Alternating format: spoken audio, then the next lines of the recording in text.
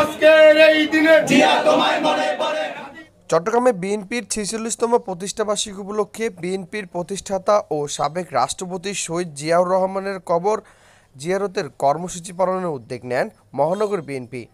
এতে অংশগ্রহণ করেন মহানগর যুবদল, ছাত্রদল ও ওয়ার্ড বিএনপির বিভিন্ন নেতাকর্মীগণ।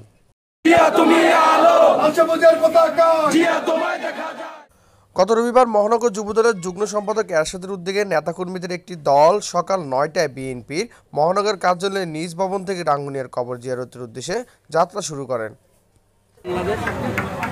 বাংলাদেশে কোনো দুর্নীতি থাকবে না, বৈষম্য থাকবে না। আজকের ৪৬তম প্রতিষ্ঠা বার্ষিকীর আমাদের একটাই শপথ, সেটা হচ্ছে আমাদের সুন্দর একটা বাংলাদেশ বিনির্মাণ।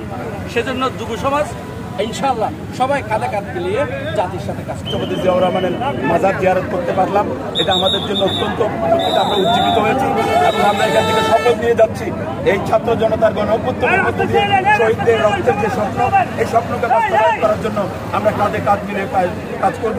কোনো ষড়যন্ত্রই এই স্বপ্ন বাস্তবায়নে আমাদের বাধা হবে না ইনশাআল্লাহ। আজকের এই জিয়ার মাজার থেকে আমরা শপথ নিলাম আমাদের মা বেগম খালেদা জিয়া, আমাদের প্রিয় নেতা, বাংলাদেশের আগামী দিনের রাষ্ট্রনায়ক জনাব তারেক রহমানের নেতৃত্বে ইনশাআল্লাহ স্বপ্নের একটা বাংলাদেশ আমরা গড়ে তুলব। এটাই হচ্ছে আমাদের পক্ষ।